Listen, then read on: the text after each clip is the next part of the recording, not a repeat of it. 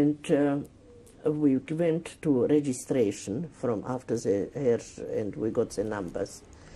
Not the tattoos yet, just the numbers. Actually, the way we went, the way we got registered and got the numbers one after another. So I kept with my sister, and she had one. She was after me, straight away after me.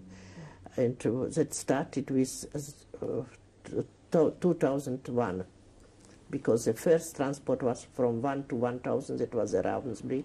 The second was which came 2 days before us. That was from the eastern Slovakia, and we came as a third transport from Western Australia. So that was started from 2,000 to 3,000. My number is 2,653.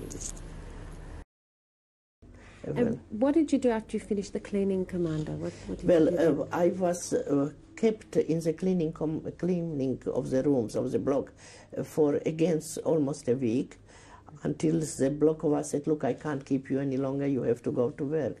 So I went to work with my sister again, and we started to rake high. The grass was cut by the men, and we just raked it up and put it in heaps, and after some, another commando came, picked it up and stored it for the winter. And did you notice anything when you was there any incident that happened to you when you were doing this type of, were you near farmhouses?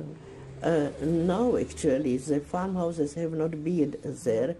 When we raked it, it was just a huge field. Only once, and that was, I think, already in July, we went to June or July. We went to a big field, and as we walked in, I noticed a little heap of clothes and a white bread with butter, just a couple of slices, or maybe one slice, I can't remember. I had a shock. I said, how does this come to here? And clothes were from children's clothes. But I didn't know, and I didn't think, and I didn't dream about anything. We just continued very, very long field, and we just raked it until we came to a small house. As we are working around, and I was somehow very close to it, the SS man told me I should rake all around it. I mean, not in the back part, but all in front, where he could see me. And I looked through it. It's a small garden, like in a village, and strawberries were growing there. I thought, my gosh, strawberry, how could I get it? Of course, no, not possible.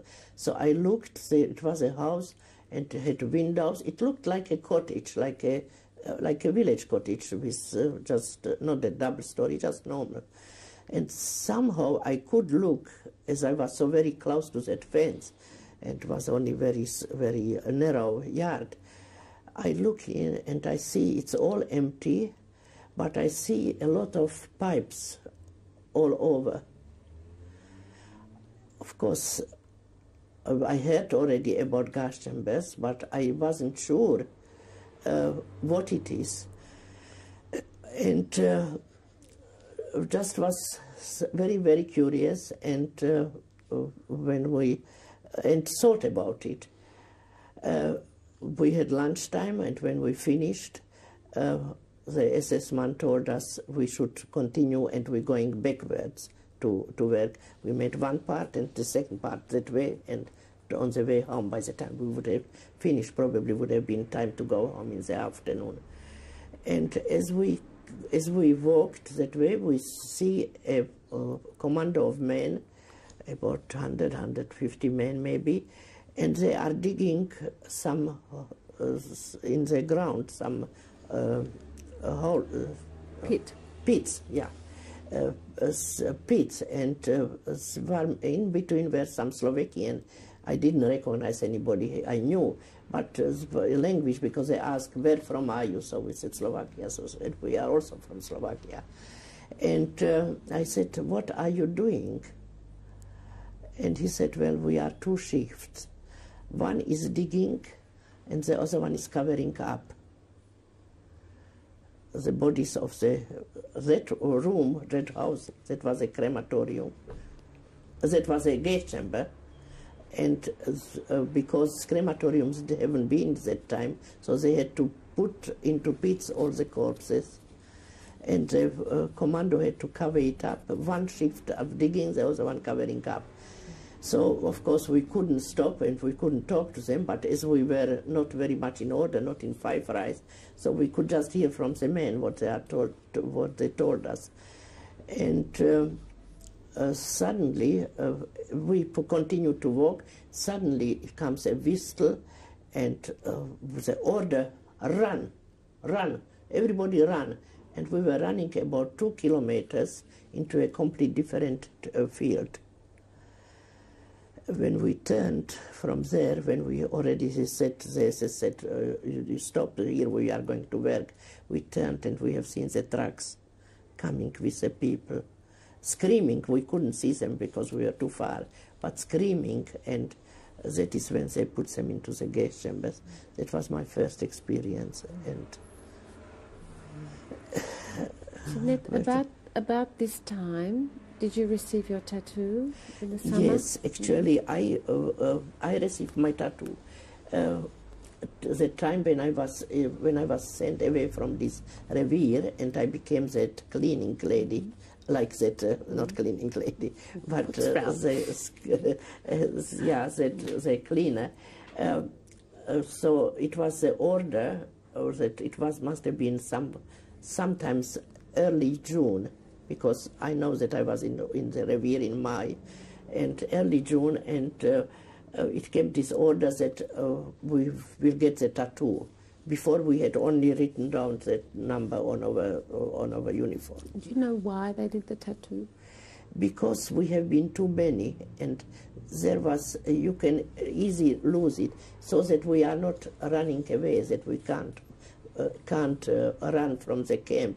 It's a control, because this one you can't remove. I mean, I have it already 50 years, and I can't remove it over 50 years. And the block of us, nobody wanted to have that done. That time they didn't tattoo, but it was like a stamp, and they put it in this ink, and she just squeezed it on, and it's never disappeared. And because she knew me, that I was cleaning there, so she said, you come. And I was scared of her. Of course, she was so good to me, and I thought maybe she will be again good to me. So I had to hold my hand. And of course, when I hold my hand, so we were together with my sister, so I said, we together. But many didn't want, they were hiding. So it lasted quite a while until everybody got it. Later on, it was not done the way I had it. See, sometimes it's good to be first, but they have, like Lotte has it, quite a big number. And here, and I had it here inside. And what happened in July? Well, what further happened in July, that we went, after this terrible experience, I worked again in different way, but mostly we said hi. And one day, a cousin of mine who came right from the beginning into political department, into the main office of the Politische department, where was kept all the records, everything. And anything happened, it was right through the SS. Our bosses were the SS men. My cousin somehow found out, or I think her boss asked her, no, he didn't ask. No, she found out that we are going to move to Birkenau. And the women are going to move. The women are going to move. The women camp is going to move to Birkenau. And she must have known what Birkenau means from the work she has done. She somehow said, there is not, because she has all the cards, or the cartai, or the registration. So she looked, and she has seen that we are still alive, my sister and me. So she said, we must help these two cousins, because there is nobody anymore left. And she had connection with the capo of Schreibstube. They started the Schreibstube, it was not before, I think, where we registered all the coming in transports. And she went to her and she asked her, please, would you need some workers, will you please take the numbers of my 2 cousins? They were all working in office before and they can speak perfect German, and can you please take them in your commando? So she did. So one night was our name called and said that we're going to be accepted to the Schreibstube to register, and we got clean clothes. I think that was the first time that we changed our clothes since March. And we reported in the morning at her, and we became the members of the Schreibstube. And what happened in the Schreibstube? In the Schreibstube we had to register the incoming transports. The transport was already that time were the selections, and it came, I think the first transport I was registering was from France, French girls, and they said, what happened to our parents and to our older sisters and to our children? Already from the transport, it was always a transport was with 1,000. The Reichssicherheitshauptamt, the RSHA, that's the Reichssicherheitshauptamt, what the Jews were delivered. So every time when a transport of 1,000 came only about 120, mostly maybe 150 people in for registration to be alive, and the others went into the gas chambers. And by registration, what was on the card? It was a block, like a letter, with firstly for the Jewish we registered only the name, the birth of date, and where born, and what's the occupation. That was all. For the non-Jewish we registered everything, because most of the non-Jewish came from a prison. Like in the Ravensbrück there have been also people who have been a long time in prison for different reasons. Either they associate like with a black winkle, what we call, or some who have been punished, who have been in prison for killing somebody, or for robbing, or for different things, or some who have been as a Rassenschande, what lived with different nation or different religion. And how many people worked in the Schreibstube? We have been only about, I don't think we were around 20 mostly, maybe not even that many. And did you stay in that same Schreibstube? I stayed in the Schreibstube until we moved from, on the 15th of August 1942, we moved the whole Frauenlager from Auschwitz to Birkenau, and we have been moved not with the people, with all the Jewish people, but we went with the Aryas and went into an Arya block, luckily for us, as it was a block made out of wood, built, and the Jewish people went into this stone barracks, and which was infested with lice and with fleas and with all the different, and was terribly dirty and unclean and very uncomfortable. I mean, it's not really a word, uncomfortable.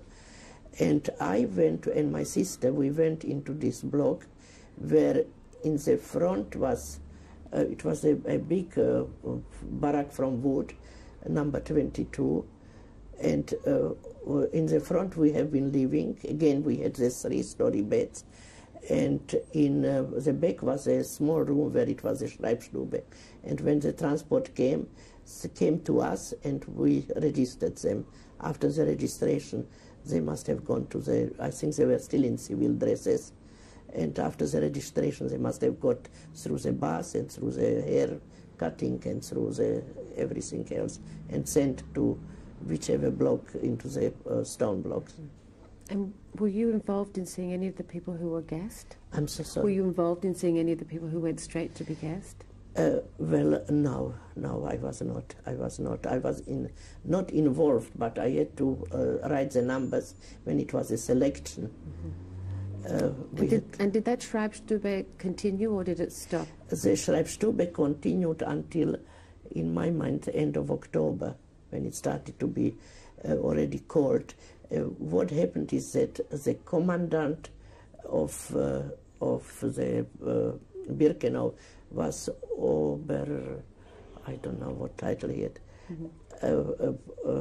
What was his name? Was Obersturmführer Miller, or I think Obersturmführer Miller, and he quite liked me because I was very fast in counting, and when we made Appel, so it had to be rows and rows of numbers, each block separate, had to be count together, and he trusted me because I was fast and good.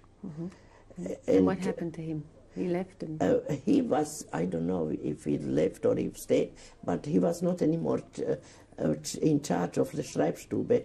But we got a woman, Oberofficerin Mandl, a very, very cruel woman, and she dissolved our commando straight away almost. She said, it's enough, she doesn't want any Jews.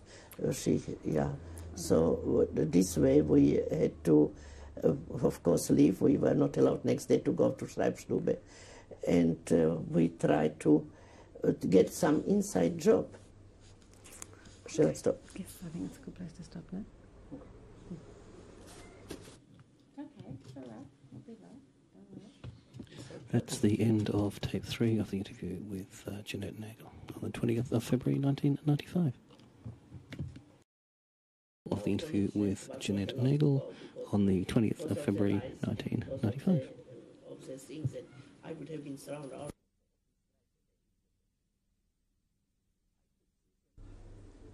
Okay, camera's ready. You were saying that Mandel came and she dissolved, and she dissolved our camp. And then you had to take some cleaning work for a little while. Well, we tried not to go out of the camp because we knew that if we go, it was getting to winter. If we go for 1 week, we are not alive anymore. So what happened then? Well, first we were taken as a Zimmerdienst, as a cleaning of the blocks for 1 week. After 1 week, the Blockeltester said, look, I was told that I can't keep you, and I'm sorry, and you have to find something else. So what we have done, we kept mostly together, just my sister and I. And we took somewhere we organized this taking away, everything was called organized.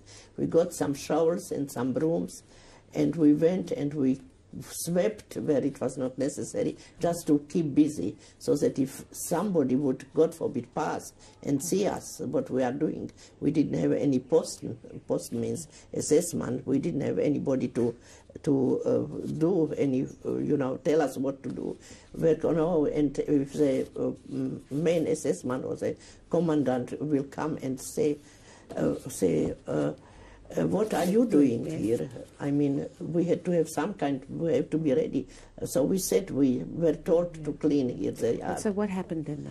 Well, we cleaned it, and we tried again next day and again next day for a few days, until one girl who used to work with us as well in the Schreibstube came to us. I think her name was Blanca, I'm not sure.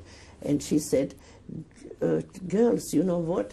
The Unterscharführer from the Schreibstube said he's very, very busy, and he asked me that if I am from the Schreibstube and if I know another 2-3 girls, that we should go and help her. Okay. Do you remember his name? I think Erber Haustek, but I am not 100% sure. Well, anyhow, he got us into that Schreibstube to help. We registered, but transport were coming day and night from Holland, from Belgium. The Polish transport started to come from ghetto. It was just a lot of work. In the meantime, my sister she got her very bad typhus.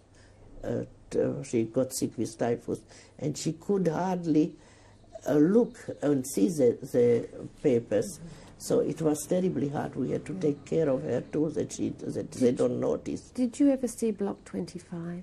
Yes, of course. Can you tell us a bit about this? Block 25 was a block where sick people and older and weak one were put in before they had enough. They were the registered people. They were registered. They were who worked for several weeks or sometimes months, 2-3 months in the Außenarbeit, and who were so run down that they couldn't even walk, and they were covered with some their hands and their feet with blisters and with some dirt, and they couldn't eat anymore. They were dry tongues, and they looked like walking skeletons, you know. So they were taken and put from the block, and they couldn't go anymore to work because they didn't have the strength, and were put into the block 25. Block 25, when it was full, came a truck and took them away. But not only them, every time we had that still while I was working in the Schreibstube, when people didn't feel, were very tired, young girls who were quite healthy still, but they were too tired, they had terrible swollen feet, and they were hungry and dirty and thirsty. So they thought, well, one day I am going to stay in the block, I'm going to hide, I'm not going to work outside. And so suddenly it came the order after the appel, after all the commandos went away, went to work, they said they will stay in the block and they will somehow rest for a day. So it came an order, appel and selections. So, Jeanette, just to clarify, you would register people on arrival who were going to work in the camp, and what happened when they died? Did you have to register them then as well? Did something appear on their card? No, we didn't register them. Only when I was in that political department, when we get the whole card, we also didn't register them. We took them out from the living card and put them into the dead card. Okay, so after your work finished in the Schreibstube, you moved then to the political department? Well, after a couple of months, from October until December. And in the political department, what was your job? What did you in have to the political department, I was doing the cards, the cartotheque. The cartotheques were from all the camp, like Auschwitz and Monowitz and Buna, and everything would belong to Auschwitz. Auschwitz, Birkenau, everything. So they were those people who have been alive, who came and alive. That was one part. They were separate, those who have been guessed, it was called Sonderbehandelt, SB we called them. SB cards were put separate in a different drawers or shrunk or a Schreibtisch. Yes. Yeah, in a different part. After many people have been transferred from one camp to another, like from Auschwitz to Buchenwald or to Mauthausen or to Sachsenhausen or wherever. So we had to take those out, and write down was transferred to a different camp. We had, of course, Jews and non-Jews from everybody. And everything, whatever happened to any prisoner while in camp, it has to be kept separate, because from there came some questions from either prison or from the family inquired about him. So we had to find quickly the card, if he's alive or if he's already dead, or if he was sent into a different camp, or whatever happened. So we had to keep, this was a huge room with all the cards. It was unbelievable. I mean, for the ones who were put aside for Sonderbehandling, did you know about that beforehand, or were those lists submitted before the gassings, or? No, I think we are wrong. Only people who were in camp, who were registered like me, only these have been Sonderbehandelt. Those people who came by transport and went straight away, I don't think anybody knows who, where, and what. But those who were registered and who were selected... Only those who were registered. And they were selected, did you know about their selection before they went to it? Before they went to be gassed? Did the office know the list? of people? No, because it was done. I think I started to tell you that it was done that after this appel, they came and everybody had to come out and made another cell appel, and a couple of SS men and SS women came and they would say,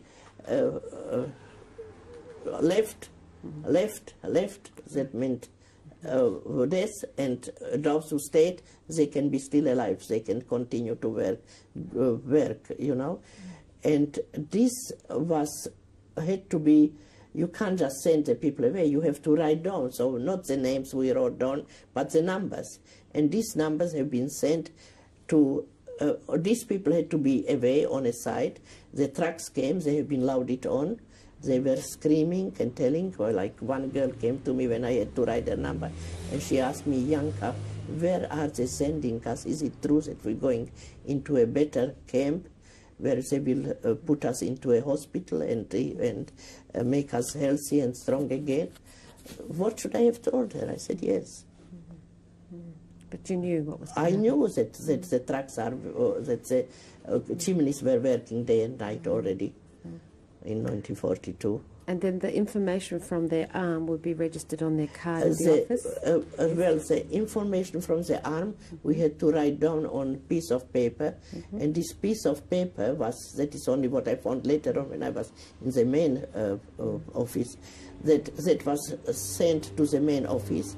The main office would take out the cards, write it SB, put it in the different department, and that was finished, and nobody knew. It was all a secret. And what happened to you personally during this period? What did you find in the office? Well, as soon as I came into the main political department and I was told that I am working at the cards, first we had to put the names exactly after ABC, because from one name, like the Berger, must have been a few hundreds, and so I had to go first, my late father was Adolf Berger, and after was A and B, C, until we came until the last one. If new came, again it has to be put in and in a correct address, correct row, because otherwise we would never find anybody. If the SS man came and was inquiring about somebody, we had to find it very quickly, otherwise we would have gone to chimney too. And as I came in, so I looked and looked, and I didn't know, I was not clever enough what they are doing, and I found my brother in the dead cards. Which brother was this? William, my youngest brother. My older brother was not registered. I only take it as a true thing that they came both together from Lubartov or Lublin, I think from Lubartov also, in the same transport. The younger one was stronger, tall, very good-looking boy, and the older one was a bit weaker, was not so strong, not so tall, and I think they took him straight into the gas chamber. But I found the younger one, William, and that's where I found that he was on the 15th of June 1942. I can't remember anymore what he had on the death certificate written down, because they wrote what was the reason why he died. They made any kind of reason. It was a sore throat, or it was a headache, or it was I don't know, a heart. Most of them on Herzschwäche. And how old was William when he died? Wilko was about 18. Such a good-looking boy. He was so tall and so clever. Jeanette, can you remember any of the names of any of the SSP personnel in the office with you? Yes, our boss was Oberscharführer Kirchner, Herbert Kirchner. The main boss was Untersturmführer or Obersturmführer, I don't know what, Schurz. Once I cleaned his office, I was to clean his office, and he had everything beautiful in like a black marmor, the tables, the desk and all that. And I was with another girl And we cleaned, and on a black, you see, as the sun shines, you see that like it is dust. And he came into the office, and we have been, before we start our work, we had to clean it, dust it, and bring everything in order. And as he came into the office, he said, my room was not cleaned. And of course, the one who was our boss and who was not such a high charge, high, rank. you know, Rank. high rank, he said, well, who was cleaning it? He called me die Schwarze. Die Schwarze soll mal herkommen. I was shaking already what's happening. So the Unterstufführerschutz didn't find it was cleaned enough. So we had to start and clean again, and we could have cleaned until today, and it would always show the dust. So do you remember any other names from the office?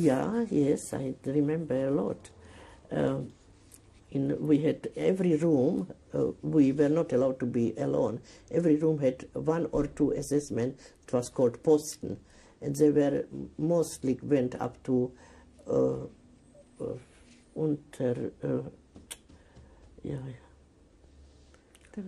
some Unteroffizier, I can't recall. So we had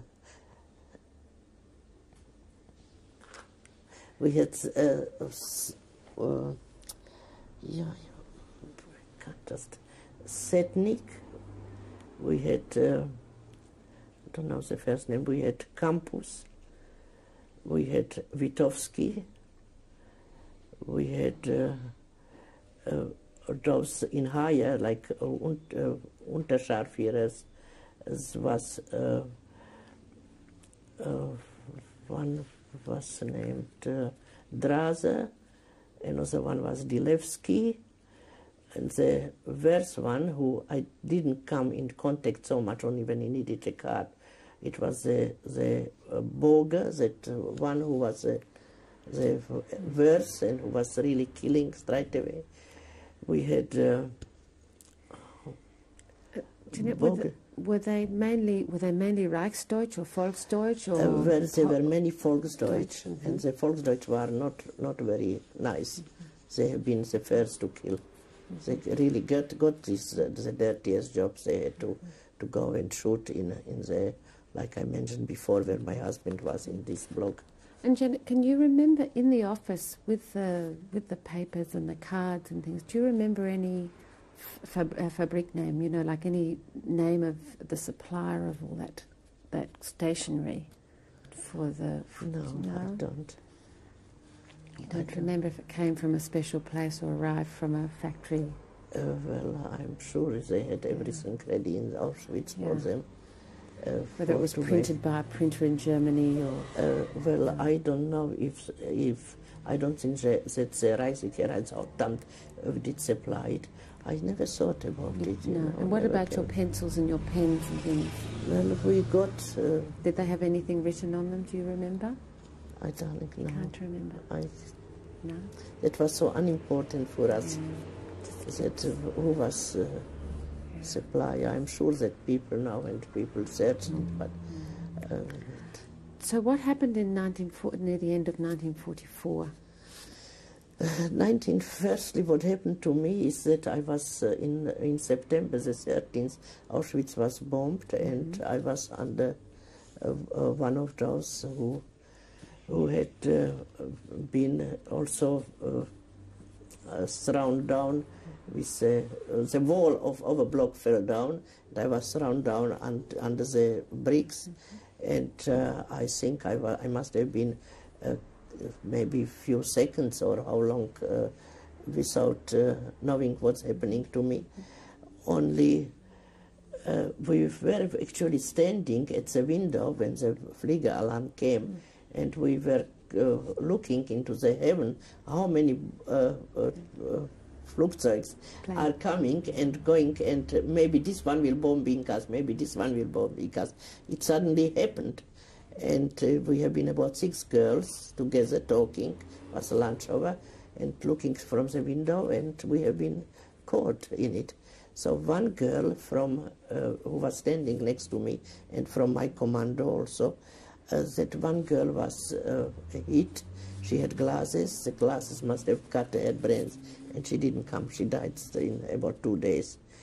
I was somehow digging myself out of there, and when I came out of stairs, it was in a cellar, and the stairs up into the yard were only few, not many, but as I walked out, you know, it was full, my mouth was full with sand and with dirt, and I was terribly thirsty, and my eye was bleeding, and my ear was bleeding, my feet, my knees were bleeding, here, everywhere I had scratches. And as I came out, already other girls have been outside, not in the block, but in the yard. And one girl who used to sleep over me, she called, "Yanka, Yanka, are you all right?" I said, "Yes, please, can I get some water?" And she straight away, the doctor who was in our block, she was very, very nice to me, because I was 1 week before under her care. I was very ill, and she had to give me some injections and help me with her own bread. She got some medication to get me better. And she has seen me, and she knew me, so she came straight away, started to clean the blood from me, until we were taken all in a manner in the men's revier. And we came into the men's revier, it was already evening, and that they will take care of us. They wanted to operate on me, because I had here that eye was torn, here the skin was torn away. They wanted to see if I get blind, or if I get healed up, or if it was just the skin. Anyhow, they left us until evening, and in the evening came one of these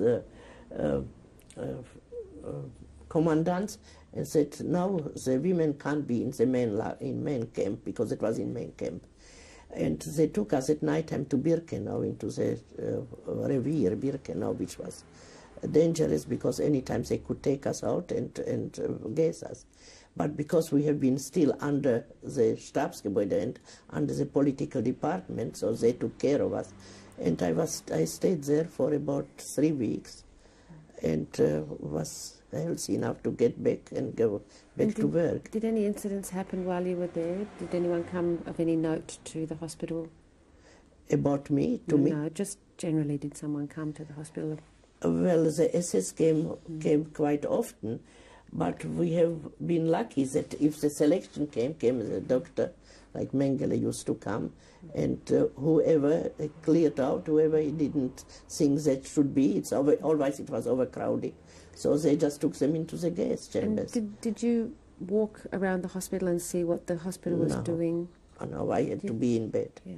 If I would have walked, I would have been sent away. You didn't see any of the work that Mengele was doing with the children? No, what I have seen is only while I was in the hospital, so 2 twins came in. I think they were asked from the sister or whoever, doctor, whoever was there, that she will help them, she will give them some bread, or maybe they came for a doctor's attention, I can't remember what. But that 2 little children, about maybe 4.5, 5 years old, I have them in front of me.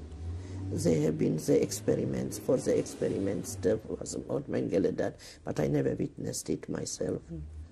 And what happened to you when you went back to the political? Well, after about 3 weeks, actually I had a very good friend who was working in the gypsy camp, Zigeunerlager, and she had one assessment who was her posten. She had more or less little bit freedom that she could go from one camp to another. Like she asked her posten, that assessment, if he would be good enough and if he would take her to visit me in the revier, and he done it on his own. I mean, they had to have some excuse why he takes her, that she has some kind of work there. And she came to visit me with this assessment. And the assessment, he went also from the gypsy camp with messages to our office. And when he came, he told to my sister, "I have seen Janka, I have seen your sister, she's getting better, But she said, please try to tell to our boss, Oberscharführer Kirchner, that she is all right and he should ask her to come back into the office, because if she stays too long, she's not safe enough. And you returned to the office? And after a while, we were allowed to go. We have, as I say, we have been about 6, the one died, so another 4 or 5 girls came back with us, with a SS Posten, SS Ausseherin, and I asked her if I could go straight into the office, which I did. In the door, entrance door, I see Oberscharführer Kirchner, you know, my heart stopped beating. I was scared, I didn't know how we will take it. So I stopped, you know, like a soldier, and in a, what's the name, in attendance. And he said, you better? Feel sich besser? I said, yes, Oberscharführer, yes, thank you. And jawohl, I said, you know. And so he said, you coming tomorrow to work? And next day was Yom Kippur, and I didn't want to start Yom Kippur. Something had on me. I don't know how I found out. I found out it's Yom Kippur. We worked it somehow out. And I said, I would like to go and see the doctor in the Revier, in the Männerslager. So he said, so gut schon. And so I stayed home, but he went out, I don't know where he went, and I went in, and some of the girls ran to my sister, who was not working with me in the same room, but in a different room, and so knocked on the door and said, Irene, quickly, Janka is here. So the excitement was ready. It was lovely. What started to happen with the Sonderbehandling cards in the autumn well, of 1944? That was before in about maybe November in 1944, that it came the order that we should take all the SB cards, and that not anymore they will be in this main office, but it will be in the Standesamt office that belonged also to the political department, but they had their own rooms, and they worked their own building, and they worked in a different atmosphere. What was the reason for that? Oh, because we have been too many in one spot. We have been just the political department. The Standesamt was those who kept the deaths, you know, they wrote on the cards the deaths, not for the Jews really so much, but for all of the prisoners, because they were And what hundreds. happened? What happened to the SB cards, Janet? The SB cards were firstly taken to the Stabsgebäude building, and one of the SS men, the Rottenführer Witowski, he was in charge that he should keep it, not more us, but him. So we took it in his room.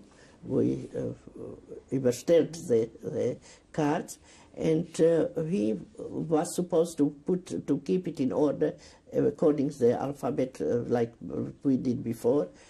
And many times he didn't feel like to do so. He called us, and many times I was there in the office and put everything in order for him.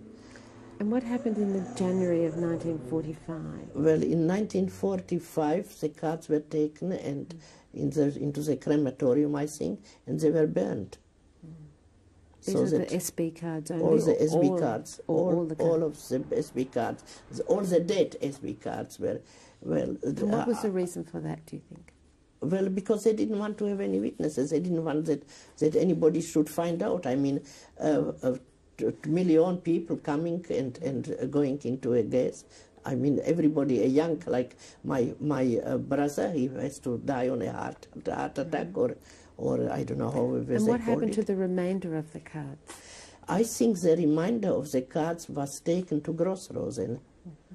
That is what we took, because we had to pack everything up, but that was only before before the march, the death march, before the 18th of January. And Janet, do you have any explanation for why the Gestapo kept such extraordinary records? Because they are Germans, they are Jekes. 100% has to be everything done, with death, with killing, with everything. That's the only reason. Otherwise, I can't understand. I mean, it was not worth anything to keep everything so exact. And what happened? What happened after the cards were sent to storage at Crossroads, what happened to your block, and what happened to the women to working our there? block, I do not know, because What happened I to went you away. and to the women? To me, when we packed everything, not only the card, the acton, the whole political political department was packed into trucks and was sent away. We just think that it went to Grossrosen because they wanted to send us out also to Grossrosen, and I think they wanted to get rid of us, especially the political department who knew everything what was going on. Did you think you would leave Auschwitz alive? Otherwise, well, it's a question which I ask myself. Somehow I had always a hope. Right from the beginning, when we worked still from in 1942, we had at our commando, working commando, we had 3 capos. One was the main capos, and 2 were the helpers. They were Germans from the Ravensbrück transport. The oldest one, who was like a top capo, she was a political prisoner. She was quite nice and quite honest, and she would not make, she would not make any exception that she would punish this more than that other one. But I mean, she didn't punish us very much. The second one was a small woman, Eva was her name, and she was with a green winkle. That means she was there because she was stealing, or because she was robbing, or because she was not very good. She was telling us always stories. Once she told us, that was in 42, she said, in 3 months, those who are under 25 will be sent home. So I thought, well, dein Mund und Gottes Ohren. The third one was very, very good looking, Kate. She was from Aachen, from Germany, deep fortress Germany, and she was with a black, and she was a prostitute. And she she was terribly strict on us. She hit me so much that I thought I will never breathe anymore. I don't know why, but she did, because she was after one of these Posten, one of these SS men. She wanted to flirt with him, and I don't know what she was expecting and what happened. But she was always after him, and I don't know if I asked her something, or if I don't know what happened, but I know she gave me such an ohrfeige that I thought I will never be any more hearing. So what was the date when you left Auschwitz? It was exactly the 18th of January 1945. We left. We stop there. Okay, this is the end of tape 4 of the interview with Jeanette Nagel on the 20th of February 1995.